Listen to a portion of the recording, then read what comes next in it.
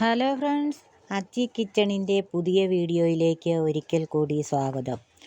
ഒരു പാനിൽ കുറച്ച് റവ ബ്രൗൺ കളർ ആകുന്നത് വരെ വറുത്തെടുത്ത് മാറ്റി വയ്ക്കണം.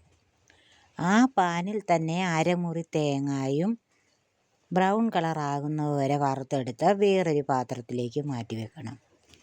അതേ പാനിൽ ആവശ്യത്തിനുള്ള പഞ്ചസാര ശകലം വെള്ളമൊഴിച്ച് ചുമല കളറാകുന്നത് വരെ അലിയിപ്പിച്ചെടുക്കണം.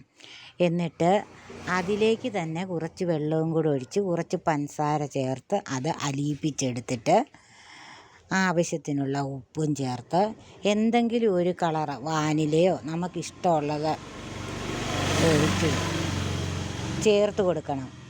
വറുത്ത തേങ്ങ ചേർത്ത് നല്ലതുപോലെ മിക്സ് ചെയ്ത് കൊടുക്കണം.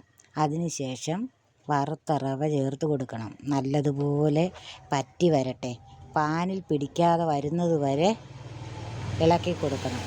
ലാസ്റ്റ് ഒരു സ്പൂൺ നെയ്യ് ഒഴിച്ച് കൊടുക്കണം.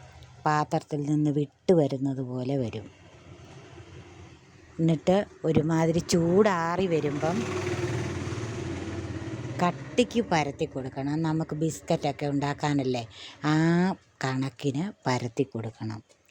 ശകലം തണുത്ത് വരുമ്പം ചെറിയ ചതുര പീസാക്കി വെട്ടി മാറ്റിയെടുക്കണം. അങ്ങനെ നമ്മുടെ റവ കൊണ്ടുള്ള ബിസ്ക്കറ്റ് റെഡിയായി കഴിഞ്ഞു. എല്ലാവരും ഒന്ന് ട്രൈ ചെയ്ത് നോക്കണം. ലൈക്ക് ചെയ്യണം. സബ്സ്ക്രൈബ് ചെയ്യാത്തവരുണ്ടെങ്കിൽ ഒന്ന് സബ്സ്ക്രൈബ് ചെയ്തേക്കണേ. Thanks for watching.